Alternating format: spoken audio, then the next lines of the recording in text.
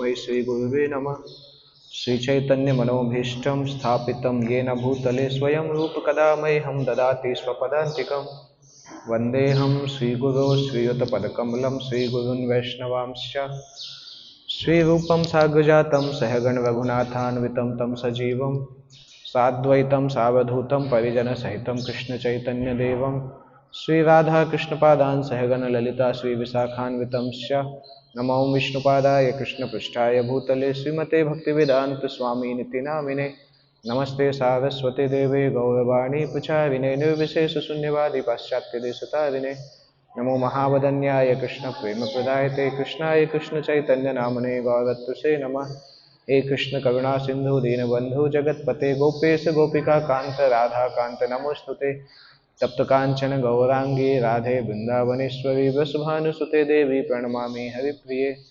वाञ्छाकल्पतरुभ्यश्च कृपा सिंधुभ्य एव च पतितानां पावनेभ्यो वैष्णवेभ्यो नमो नमः। जय श्री कृष्ण चैतन्य प्रभु नित्यानंद श्री अद्वैत गदाधर श्रीवासादि गौर भक्तवृंद। हरे कृष्ण कृष्ण कृष्ण हरे हरे, हरे राम राम राम।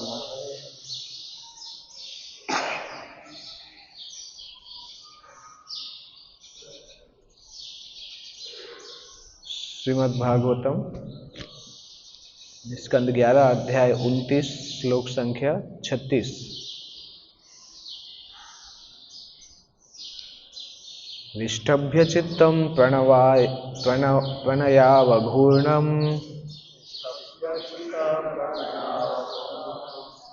धैर्येण राजन् बहुमन्यमानः कृताञ्जलिः प्राह यदुप्रवीरम् शीर्ष्णा स्पृशंस्तच्चरणारविन्दम् विष्टभ्य चित्तं प्रणयावघूर्णं धैर्येण राजन् बहुमन्यमानः कृताञ्जलिः प्राह यदुप्रवीरम् शीर्ष्णा स्पृशंस्तच्चरणारविन्दम् विष्टभ्य चित्तं प्रणयावघूर्णं धैर्येण राजन् बहुमन्यमानः कृताञ्जलिः प्राह यदुप्रवीरम् शीर्ष्णा स्पृशंस्तच्चरणारविन्दम्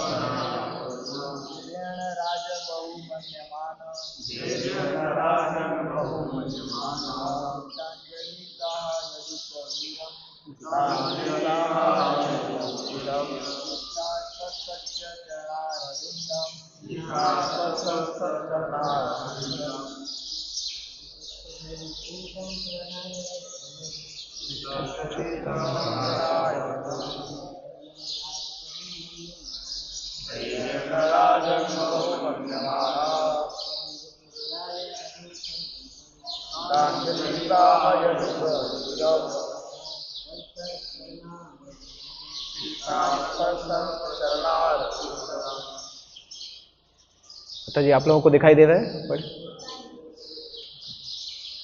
विष्टभ्य रोक कर चित्तम अपना मन प्रणय प्रेम पूर्वक अवघूर्णम पूर्णतया विचलित धैर्येण धैर्यपूर्वक राजन हे राजा बहुमन्यमानः कृतज्ञता अनुभव करते हुए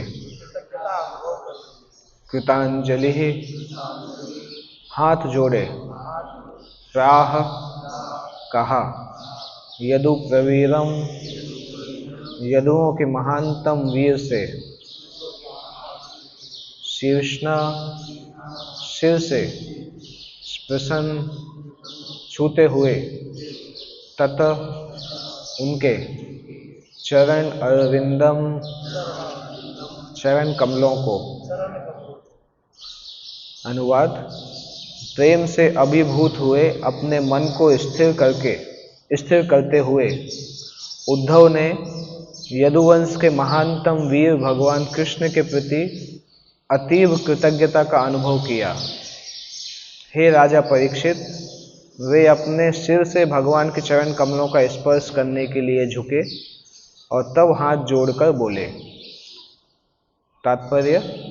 श्रील जीव गोस्वामी के अनुसार श्री उद्धव के मन में भगवान कृष्ण से विछोह का भय निरंतर घर करता जा रहा था, इसलिए वे अपने ऊपर भगवान की महती कृपा का स्मरण करके अपने उत्साह को बनाए रखना चाहते थे। उन्होंने भगवान के प्रति कृतज्ञता के भाव से अपने मन को स्थिर किया।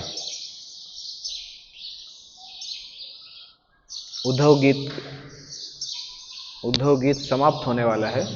यह अंतिम श्लोक है। हाँ, अगले श्लोक में यदुवंश के संहार का वर्णन है।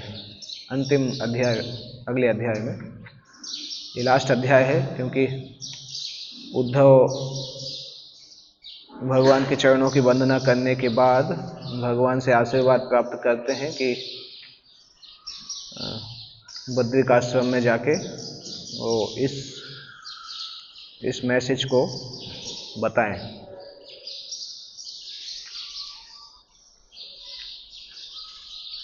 हम इतने समय से इसको पढ़ रहे हैं, उद्धव गीत को, कितने 25 अध्याय लगभग पढ़ रहे हैं।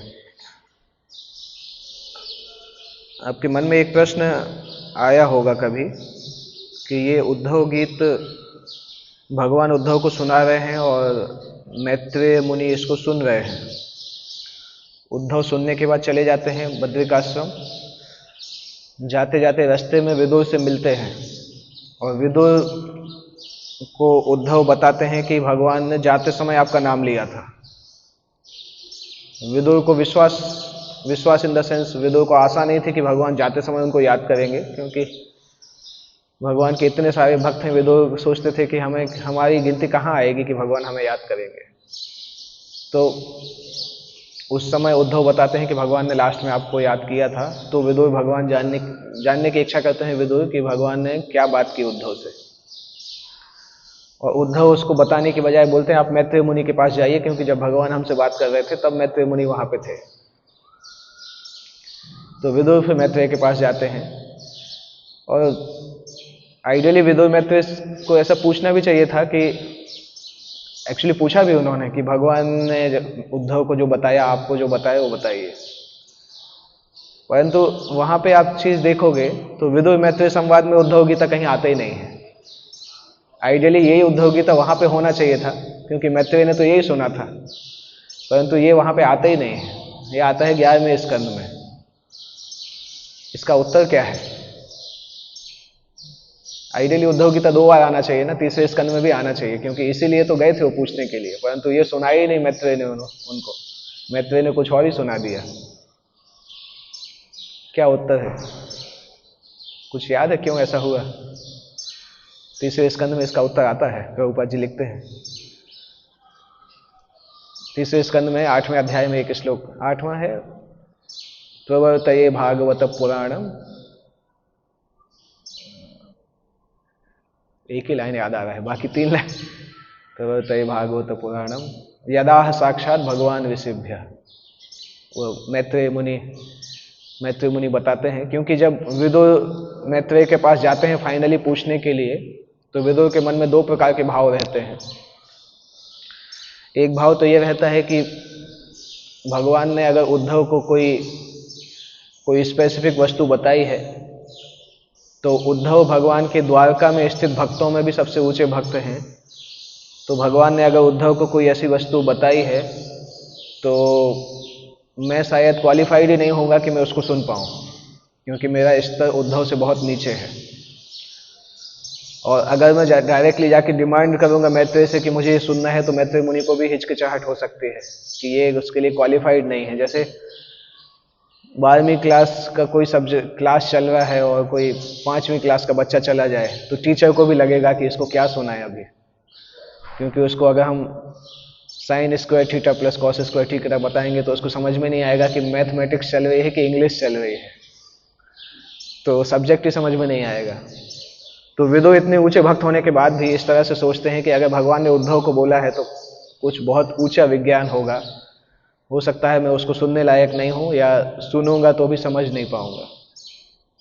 और वो विचार जब मन में आता है तो विदुर फिर अपने स्तर के प्रश्न पूछते हैं मैत्रेय से। सबसे पहले यही पूछते हैं कि मैं संसार में फंसा क्यों हूँ और मैं शरीर की चेतना में क्यों डूबा हुआ हूँ, और उन प्रश्नों को सबसे पहले सामने रखते हैं। और जब उन प्रश्नों को सामने रखते हैं तो उनका उत्तर मैत्रेय मुनि देना चालू करते हैं, तो कभी उसके बीच में ऐसा लगता है कि हो सकता है ये मैटर गुम जाए, उद्धव गीता का जो मैसेज है वो विदुर को सुनाई नहीं दे, परंतु विदुर के प्रश्नों का उत्तर देना भी जरूरी था। तो मैत्रेय मुनि क्या करते हैं, एग्जैक्टली उद्धव गीता के श्लोकों को नहीं सुनाते हैं, परंतु उनके सिद्धांतों को उसी स्टोरी के बीच में डाल देते हैं, मनु की स्टोरी के बीच में, जो मनु महाराज की स्टोरी। और इसलिए आप देखिए इसी तरीके के फिलोसॉफिकल इंस्ट्रक्शन कपिल भगवान की शिक्षाओं में आते हैं, क्योंकि जब उनको प्रश्न पूछा जाता है तो बोलते हैं ठीक है मैं कॉन्सेप्ट कवर कर दूंगा, हो सकता है सेक्शन कोई और बताऊं, कॉन्सेप्ट बता दूंगा जो कि उद्धव गीता में भगवान ने सिखाया है, पर उसको मैं किसी दूसरी शिक्षा के द्वारा बताऊंगा। क्योंकि कई लोगों ने इस प्रकार से प्रश्न पूछा है तो उसके आंसर दिए गए हैं, तो मैत्रेय मुनि डायरेक्टली इसको रेफर नहीं करते हुए इन सिद्धांतों को दूसरी घटनाओं के द्वारा सिखाते हैं। क्योंकि विदुर जी उस समय ये भी पूछते हैं कि भौतिक संसार की सृष्टि कैसे हुई है, तो तीसरे स्कंद का बिगिनिंग जो है भौतिक संसार की कारण सृष्टि को बताते हैं शुरू में, फिर कार्य सृष्टि को बताते हैं। भगवान विष्णु के द्वारा की गई सृष्टि और ब्रह्मा जी के द्वारा की गई सृष्टि, दोनों का वर्णन करते हैं। उसके बाद ब्रह्मा की सृष्टि में जो मनु के बारे में प्रश्न पूछा जाता है, वे ब्रह्मा की सृष्टि कैसे आगे बढ़ती है, तो उनका उत्तर देते हैं। और उसके बीच में वो जो उन्होंने भगवान कृष्ण से सीखा है उद्धव गीता में, उसको वर्णन करते हैं। मेन कारण यही रहता है कि विदुर की विनम्रता, पर्सनल विनम्रता ऐसी रहती है कि वो सोचते हैं मैं शायद उसको जानने लायक नहीं हूँ, इसलिए वो उसको डायरेक्टली पूछने में हिचकिचाहट होती है कि अगर मैं पूछूं और टीचर को ऐसा लगे कि मैं उसके लायक नहीं हूं, तो टीचर मना भी नहीं कर पाएगा और बोल भी नहीं पाएगा, इसलिए विदुर इस चीज़ को पूछते नहीं है। नहीं तो मेरे मन में बहुत समय तक ये क्वेश्चन था कि ये इसी शिक्षा को प्राप्त करने के लिए गए थे, परंतु ये शिक्षा तो सुना ही नहीं, तीसरा चौथा कैंटो सुन के वापस आ गए, ये विदुर ने तो सुना ही नहीं। तो मैं जब बहुत अलग अलग जगह ढूंढा इसका आंसर, तो एक जगह पे एक आचार्य उसको लिखते हैं क्या रीजन है इसके पीछे, क्यों ऐसा होता है। और वो शिक्षाएं चलती रहती हैं, परंतु चौथे स्कंद के अंत में जब मैत्रेय मुनि पुरंजन की व्याख्या करते हैं, पुरंजन और चौथे स्कंद के लास्ट प्राचीन बहिषद प्रचेतस पुरंजन की जब व्याख्या करते रहते हैं, तो वो कथा सुन के विदुर को अपने भाई की याद आ जाती है, धृतराष्ट्र की याद आ जाती है कि प्राचीन बरही के जैसे ही मेरे भाई भी फंसे हुए हैं, घर से बाहर नहीं निकल रहे हैं। और नारद मुनि ने इतनी अच्छी स्टोरी सुनाई कि प्राचीन बरही का तुरंत वैराग्य आ गया और घर से भाग गए, तो अभी मुझे भी अपने भाई को घर से भगाना है, तो इसलिए मुझे तुरंत जाना चाहिए।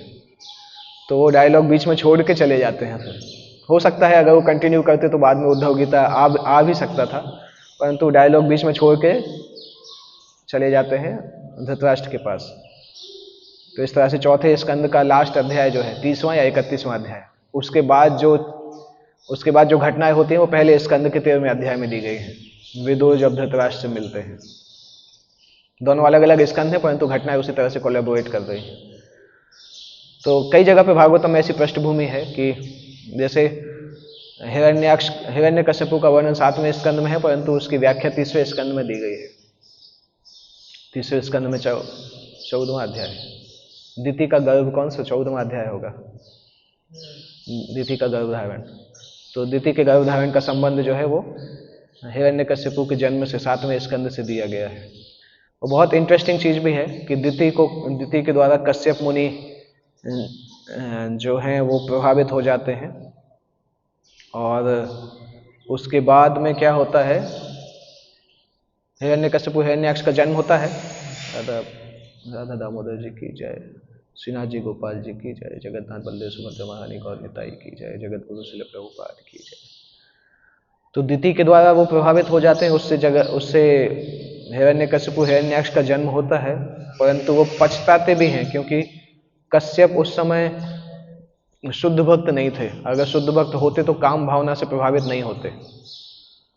उस समय पछताते हैं परंतु पछताते हुए वो समझ भी जाते हैं कि ये पत्नी थोड़ी खतरनाक है, मतलब इस तरह से आगे भी केस हो सकता है। तो कश्यप अपनी भक्ति को बढ़ा देते हैं, कश्यप मुनि, और उनकी भक्ति धीरे धीरे जब मैच्योर होती है, अगली बार जब वो तैयार रहते हैं कि अगली बार ऐसा मौका आएगा तो मैं तैयार रहूंगा।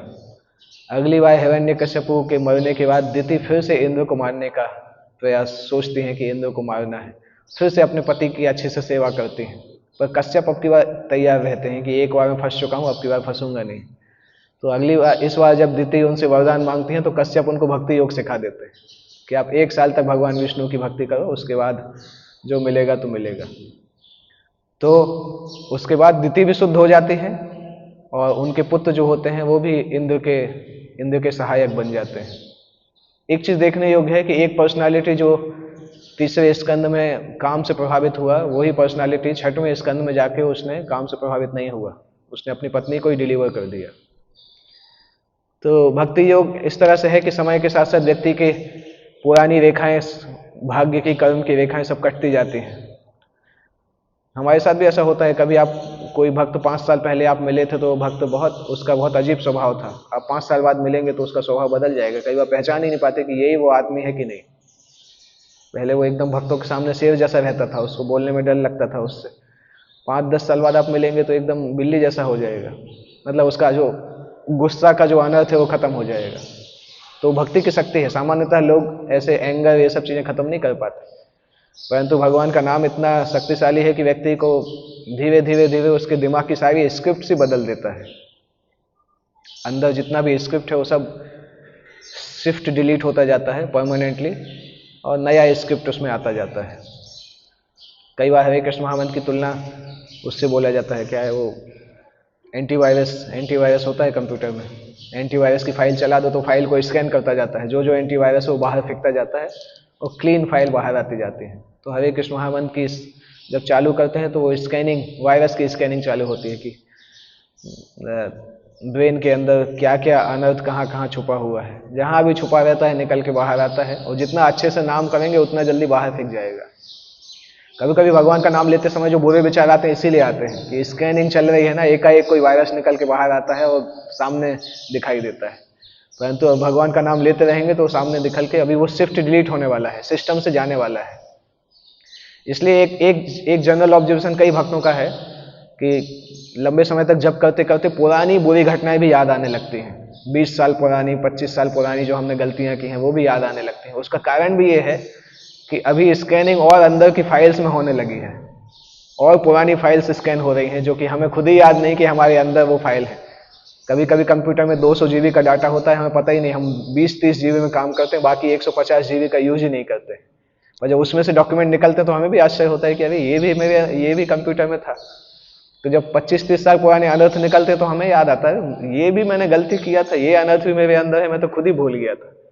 परंतु हरिनाम उसको स्कैन कर करके सामने निकाल रहा है। और एक और चीज, भगवान का नाम क्या करता है, स्कैन करके सामने लाता है, फिर आपसे पूछता भी है कि ये अनर्थ तुमने 20 साल पहले ये अनर्थ तुमने पाल के रखा था, अभी इसकी जरूरत है कि नहीं। अगर हम बोलते नहीं मुझे अच्छा लगता है, तो फिर वो जाता नहीं है, फिर उसको डिलीट नहीं करते, वो सिस्टम में ही रह जाता है, क्योंकि अभी हम उस अनर्थ को हटाना नहीं चाहते हैं। परंतु अगर हम तैयार हैं कि हम हरि नाम के द्वारा अपने आप को पूरा शुद्ध करना चाहते हैं, भले ही उसमें से कुछ ऐसी चीज डिलीट होंगी जो हमारे हृदय में आ सकती है, जिसके लिए हम उसको डिलीट करना नहीं चाहते हैं, परंतु हरि नाम डिलीट कर देगा, क्योंकि वो भगवान के धाम जाने के लिए उपयुक्त नहीं है। तो इसलिए भगवान को जब समर्पण करते हैं तब ये प्रश्न नहीं आता है कि किस चीज से हम आसक्त हैं, किससे नहीं है। अगर भगवान हमारी जिंदगी का चार्ज ले लेंगे तो कई ऐसी चीजें भी हमारे पास से जाएंगी जो हम छोड़ने के लिए तैयार नहीं है, तो हमें लगेगा कि यार चला गया। परंतु ये समझना होगा कि जब प्योरिफिकेशन चलता है, तो जब घर में सफाई होती है तो कभी कभी कुछ चीजें ऐसी चली जाती हैं, गंदी चीजों के साथ साथ कुछ चीजें चली जाती हैं, तो वो समझना चाहिए। तो आत्मसमर्पण एक ऐसी वस्तु है, जब व्यक्ति आत्मसमर्पण करता है तो उसके पास ये चॉइस नहीं रहती है फिर बोलने की कि नहीं नहीं ये मेरे पास रखना है भगवान, ये आप लेना। उसके बाद भगवान के पास ही सभी चॉइस चली जाती है। इसलिए आत्मसमर्पण करते समय सावधान रहना चाहिए। जो लोग आत्मसमर्पण करते हैं फिर भगवान उनको दिखाते भी हैं कि अभी आत्मसमर्पण किया, अभी देखते हैं तुम्हें कि तुमसे मैं जो भी चाहूँ वो ले सकता हूँ और तुम्हें देना पड़ेगा। वो आत्मसमर्पण कहलाता है। इसलिए तो आत्मसमर्पण करने में कई बार लोग डरते हैं। इवन भक्ति करते हुए भी हमें लगता है कि हमारा थोड़ा सा स्पेस रहे, उसके अंदर भगवान नहीं आए, बाकी सब भगवान का स्पेस होना चाहिए, थोड़ा बहुत तो हमारा स्पेस हो कम से कम। परंतु तब तक भगवान पूरी तरह से स्वीकार नहीं करते हैं, क्योंकि हमने अपना स्पेस रखा हुआ है। भगवान उसी दिन का वेट करते हैं जब हम बलि के जैसा आत्मसमर्पण कर देते हैं। राजा बलि ने जो आत्मसमर्पण किया था, इनफैक्ट भगवान ने राजा बलि के साथ इतनी ज्यादती इसीलिए की कि बलि आत्मसमर्पण कर सके। क्योंकि बलि ने जब, अगर देखा जाए टेक्निकली, तो भगवान ने उसको रॉयली चीट किया था। एक्चुअली पूरे संसार के सामने बलि को चीट किया था, क्योंकि छोटे से बालक जाके तीन पैर जमीन मांगी थी, और फिर जैसे ही उसने वादा किया तो बड़े होकर सारा जमीन हथिया लिया। तो बलि की कोई गलती नहीं थी, भगवान की गलती थी। क्योंकि हम देखते हैं ना कि अगर एग्रीमेंट करने के पहले जो किया हो, अगर उस एग्रीमेंट को तोड़ दे तो फिर वो चीटिंग मानी जाती है। तो भगवान ने चीट किया था बलि को, और उतना छल करने के बाद भी, ठीक है छल तो किया तो ठीक है, सब छीन लिया, उसके बाद फिर सामने खड़े होकर क्या बोल रहे हैं, तुमने अपना प्रॉमिस पूरा नहीं किया। 2 कदम 3 कदम बोला था, तीसरा कहाँ रखना है? अगर नहीं रखोगे तो वरुण पास से बांध के तुम्हें नरक में जाना पड़ेगा। इस तरह से भगवान बोल रहे हैं। और तो और बलि के खुद के लोग ही उसको डांट रहे हैं, उसके गुरु बोल रहे हैं देखो हो गया तुम्हारा, अभी मेरी बात नहीं मानी, अभी तुम्हें नरक में जाना पड़ेगा। बलि की पत्नी आके बोल रहे हैं कि संसार के कुछ लोग ऐसा सोचते हैं कि ये सब मैं इन सब का स्वामी हूं, परंतु वो मूर्ख ये नहीं जानते कि उनका खुद का शरीर है, उनका नहीं है। उनकी पत्नी आके बोल रही है। हालांकि उनकी पत्नी ने जवाब दिया, क्योंकि उसके पहले के श्लोक में बलि ये बोलते थे कि आत्म साक्षात्कार के मार्ग में पत्नी जो है बाधक है, इसलिए पत्नी आके उनको जवाब देती है, भगवान से बोलती है कि ये देखो अपने आप को स्वामी समझ रहे हैं। एक्चुअली विंध्यावली क्या बोलती है कि अगर बलि को ऐसा लगता है कि उन्होंने आपको कुछ दान दिया है तो ये बलि की मूर्खता है, क्योंकि सब कुछ ऑलरेडी आपका ही है। वो तो कुछ दिन के लिए उसके स्वामी बने और अभी सोच रहे हैं कि आपको दान दिया है। तो अगर ऐसा वो सोचते हैं तो उनकी मूर्खता है। परंतु वहां पे सीन ऐसा बनता है कि लोगों को लगता है कि बलि ने सब कुछ दे दिया, भगवान ने धोखा दिया, उसके बाद उसी को डांट रहे हैं। और ऐसा होता है कि ब्रह्मा जी तक बलि की तरफ से एडवोकेट बन के आ जाते हैं कि भगवान उसको मत डांटिए, उसने सब कुछ तो दे दिया है, अभी आप क्यों उसको डांट रहे हैं। तो वो सिचुएशन ऐसी बनती है कि अगर हम एक पल के लिए अपने आप को उस सिचुएशन में रख के देखें तो हमारे मन में क्या आएगा कि भगवान किसी भी लिमिट तक कुछ भी चलेगा क्या, खुद ही गलती करते हो हमें चिल्लाते हो। हमारे मन में ये बात आ सकती है। तो बलि के मन में एक बार भी नहीं आई। बलि क्या बोलते हैं, भगवान अगर आपको लगता है कि तीसरा पग नहीं दिया है तो आप मेरे सिर के ऊपर तीसरा पैर रख दीजिए। उसके बाद बलि माफी भी मांगते हैं। उसके बाद जब प्रहलाद आते हैं तो बलि अपना सिर झुका के खड़े हो जाते हैं, क्योंकि उनको लगता है प्रहलाद को ऐसा लगेगा कि भगवान ने मुझे बंदी बनाया है, मैंने कुछ गलत किया है भगवान के लिए। तो वो एक्चुअल में आत्मसमर्पण होता है। जब कभी दिमाग में आत्मसमर्पण की बात आए तो राजा बलि का एपिसोड याद रख लीजिएगा। अगर भगवान ने वैसे ही टेस्ट हमारे साथ किया तो हम पास हो पाएंगे कि नहीं हो पाएंगे। इतना आसान नहीं है। बोलना बहुत आसान है कि हम शुद्ध भक्त बनना चाहते हैं, परंतु अगर भगवान बलि के जैसे टेस्ट करने लगेंगे तो समझ में आएगा कि आत्मसमर्पण क्या कहलाता है। परंतु उस टेस्ट में पास हो जाएंगे तो फिर भगवान अपने आप को दे देते हैं, जिस प्रकार से भगवान ने बलि को अपने आप को दे दिया। और इंटरेस्टिंग एक और चीज है कि इंद्र को भगवान राज्य देते हैं बलि से वापस लेके। उसके बाद जब 8वें स्कंद में आता है कि 8वें स्कंद में इंद्र बदलना होगा, बलि जो है इंद्र बनते हैं। तो जब बलि इंद्र बनने वाले होते हैं तो ये जो इंद्र हैं सातवें मनवंतर वाले जो इंद्र हैं वो अपना राज्य छोड़ना नहीं चाहते हैं। फिर से भगवान को फिर अवतार लेना पड़ता है, फिर इंद्र से राज्य छुड़ा के बलि को देना पड़ता है। 7वें मनवंतर में भगवान बलि से छुड़ा के इंद्र को देते हैं, फिर इंद्र फिर आसक्त हो जाते हैं। 8वें मनवंतर में भगवान फिर अवतार लेके फिर वो राज्य छुड़ा के बलि को वापस करते हैं। सोचिए भगवान को कितना हेडेक लेना पड़ता है। अगर कोई शुद्ध भक्त नहीं है तो भगवान का हेडेक बढ़ जाता है। इसलिए बेटर है जल्दी शुद्ध भक्त बन जाए। अगर कोई शुद्ध भक्त नहीं है तो भगवान को बहुत हेडेक लेना पड़ता है, क्योंकि उसके अनर्थ को बार बार आके दूर करना पड़ता है। अभी इंद्र को कोई राक्षस से मरवा नहीं सकते क्योंकि भक्त भी है, परंतु भौतिक इच्छाएं भी हैं, तो बीच बीच में परेशानी होती है। तो जब भी समस्या होती है तो भगवान को आके सॉल्व करना पड़ता है। इसलिए मिडिल में रहना और संतुष्ट रहना कि नहीं थोड़ा भक्ति चलेगा थोड़ा भोग चलेगा, हमारे लिए भी ठीक नहीं है, भगवान भी परेशान होते हैं। बेटर है कि हम खुद प्रयास करें कि शुद्ध भक्ति को प्राप्त करें। भौतिक इच्छाओं को कब तक पकड़ के रखेंगे, कितने और जन्म तक भौतिक इच्छाओं को पकड़ के रखेंगे। जितना रखेंगे उतना भगवान वेट करेंगे कि कब शुद्ध होगा। इससे अच्छा है कि इस जन्म में उनको इच्छाओं को फेंक दें, भगवान के लिए आत्मसमर्पण करने के लिए तैयार हो। जिस तरह से बलि ने सोचा था कि भगवान अभी जो भी होगा, चाहे लोग गलत बोले मेरे बारे में, चाहे कुछ भी करें, परंतु आपको जो करना है करिए। जब उस अपना सिर दे दिया पैर रखने के लिए, तो वो चीज था। एक और चीज वहां पे इंटरेस्टिंग है देखने के लिए कि बलि महाराज और सुदामा, दो केस अगर देखेंगे, दोनों केस देखने में अलग अलग लगते हैं परंतु दोनों समान केस हैं। भले एक केस में भगवान ने सुदामा को ऐश्वर्य प्रदान किया, दूसरे केस में भगवान ने बलि से सारा ऐश्वर्य छीन लिया, परंतु दोनों लीला एक ही जैसी है। क्योंकि सुदामा को अपनी गरीबी पे थोड़ा घमंड था और बलि महाराज को अपने ऐश्वर्य पे थोड़ा घमंड था। तो भगवान ने ऐश्वर्य को छीना या वापस नहीं किया, दोनों का घमंड दूर किया। सुदामा महाराज को थोड़ा सा ये था कि देखो मैं इतना गरीब हूं, उसके बाद भी मैं किसी से दान नहीं मांगूंगा। तो भगवान ने बोला अभी तुम्हारी हम दूर करते हैं, तुम्हारा धन, तुम्हारी गरीबी दूर कर देंगे, फिर देखते हैं तुम्हारा क्या हाल होता है। सुदामा को जिस चीज के ऊपर घमंड था, उस घमंड को भगवान ने खत्म कर दिया धन दे के। बलि को धन के ऊपर घमंड हो गया था, तो धन छीन के घमंड दूर किया। परंतु लीलाएं दोनों एक ही जैसी हैं। बाहर से देखने में अलग अलग लगती हैं, परंतु दोनों एक ही जैसी लीलाएं हैं। उस भक्त की भक्ति में जो भी चीज आ रही थी बीच में, शुद्ध भक्ति में पहुंचने में, वो चीज भगवान ने बीच से खींच ली कि अभी इसको खींच लेंगे तो अभी आप शुद्ध भक्त जल्दी से बन जाएंगे। तो कभी भगवान अगर कोई ऐसा बोलता है कि जब हम भक्त बनेंगे तो भगवान सारा धन छीन लेंगे, भगवान तभी धन छीनते हैं जब वो देखते हैं कि ये धन हमारी भक्ति में आगे बढ़ने में बाधा पहुंचाएगा। अगर भक्ति में आगे बढ़ने में बाधा नहीं पहुंचाएगा तो भगवान नहीं छीनते हैं। ध्रुव महाराज का कुछ नहीं छीना, ध्रुव महाराज को तो दे दिया था, क्योंकि उनको पता था कि इसको कोई बाधा पहुंचने वाली नहीं है।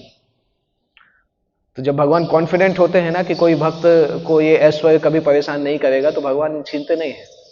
छीनना उनके उसमें नहीं है कि छीनने से कोई कृपा है, परंतु अगर उनको लगता है कि ये छीनेंगे नहीं तो ये शुद्ध भक्ति नहीं करेगा, तब भगवान छीनते हैं।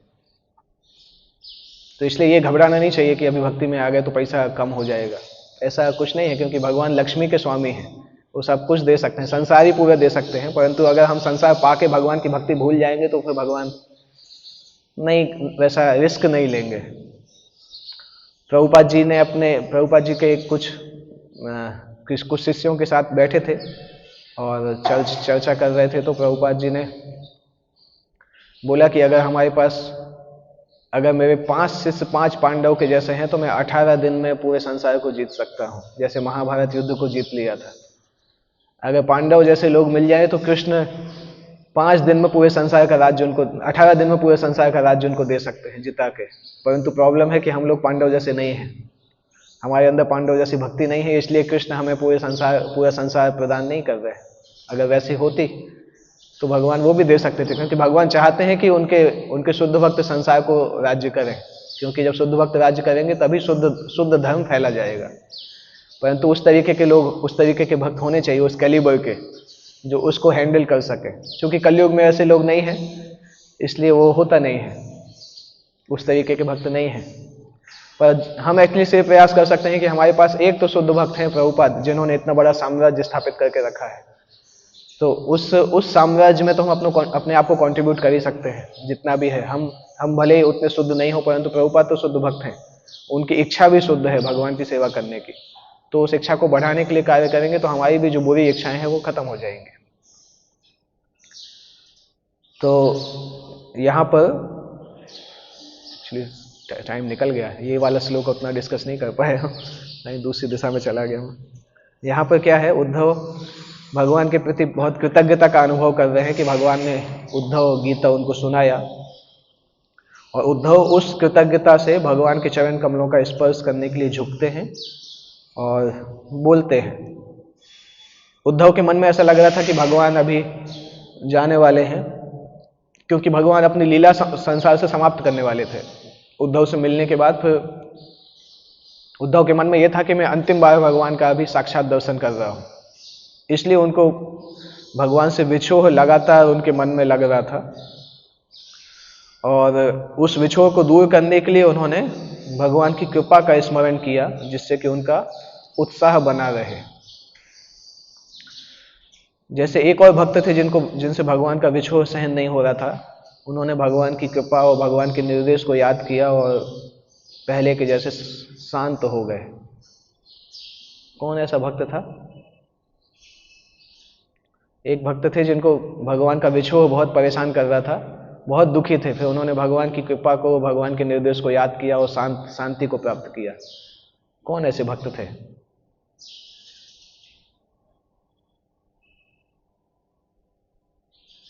कोई नहीं, कोई गैस भी नहीं?